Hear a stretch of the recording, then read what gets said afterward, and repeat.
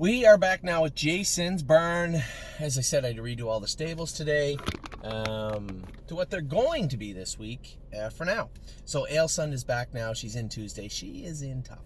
But I just want to get a flat line on her and get a read of where she is, how she's doing, and where we'd like to see her in the coming weeks and months. But Ailsun is back now and in to go at Mohawk on Tuesday.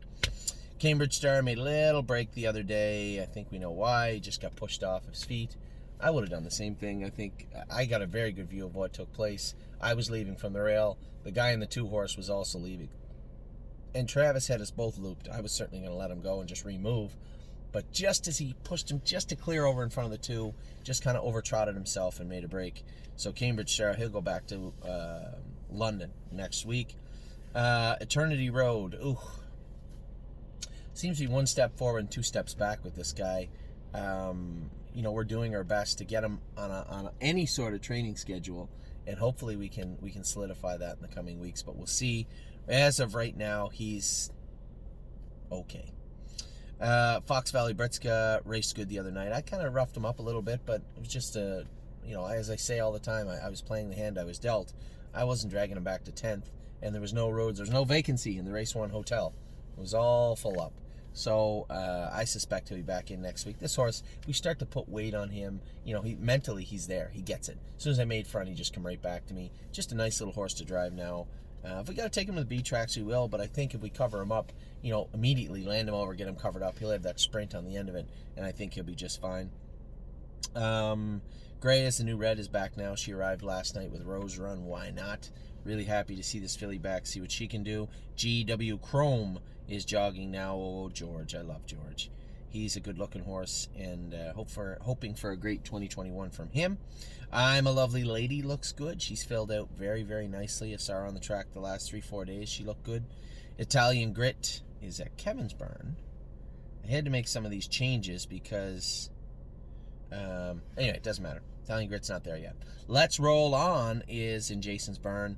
We're going to start galloping him, get him strengthened up behind as we prepare to get him back to the races. So for the next 3 weeks, we're going to put some hard galloping into Let's Roll On. Now, a lot of people ask me when they hear this all the time, does that not teach them to run? Is that really beneficial? It's very beneficial. The original gait of all horses is a gallop to begin with. But these horses are bred to trot, and very rarely... not very rarely, never. I've never seen it where horses are more likely to run after you've been galloping them. Remember, we galloped Johan back to the races the entire time last year. No training miles on his gait until qualifying time almost, and he ended up okay. And most importantly, stayed sound. Now, Let's Roll On's issues aren't soundness, they're maturity. He needs to be stronger up in his shoulders and in his stifle area, and by galloping, this will help perpetuate that. So Let's Roll On. We'll begin galloping for the next 3 weeks pretty hard, starting this week. Mama Knows Best looks good. She's filled out nicely. She's back now. Miss Meringue, same. These fillies all filled out very, very nicely. My Jazz, she's put the most weight on and grown up more than anybody. She was a small filly. Now she's a little bit taller, a little stronger looking. Very impressed with how these fillies have come back. Shouldn't be surprised, though. I mean, Winterwood, Mark Adams does a fantastic job with, turnouts and raising babies, and I shouldn't be surprised. So I guess deep down I'm not surprised, but at the same time, very happy with how they look. Rose Run Why Not is back now. She will begin jogging tomorrow. Well and Down also looks good. She didn't fill out much. She's a small filly, but she looks exactly how I'd like to see her. Hey, Ollie, don't forget about that drink. You didn't put it in the oven, you put it in the microwave. I asked Ollie to microwave my drink 10 minutes ago. He said it's not ready. I said, I asked you to microwave it, not put it in the oven. And yes, our boy, yes, was fantastic the other day at Flamborough. Come right out swinging. We have done everything perfect with this horse. It's one thing, and by we, I play a minor role from Woodland Run, who rehabbed the horse from that small injury he had last year, to the Turnout Farm, to Cindy and the state Jason staff here in Ontario when we were in Ohio, starting to jog and train the horse back. And now Jason finishing him off and getting him ready. James did a great job with him, schooling him and qualifying him. The horse looks great. Now, does he look like a Mohawk preferred horse? Not yet. and unfortunately that's where he has to race on Tuesday.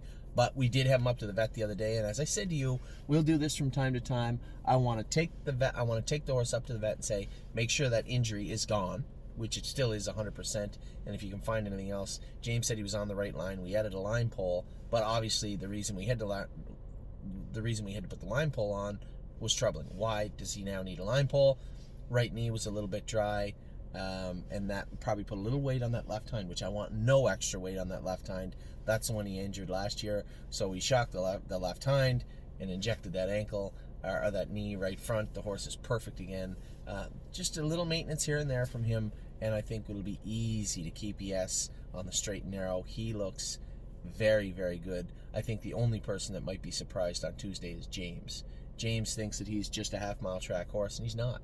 He won some of his greatest races for us on a 5/8 or even in Indiana when Irv Miller first got him. So, although I certainly don't believe he's ready to tackle the Preferred in Toronto, I think someday down the road he will be able to. So that is Jason's barn. Things are looking good. Things are going good. A few little hiccups and hurdles here and there, but that's racing. But for the most part, all of our barns have been doing a great job. So, I wish you guys a Merry Christmas. Happy New Year. I will talk to you before the New Year. Have a happy holiday season. And remember, might be 2020, might be COVID, still family, still Christmas. Merry Christmas, everyone.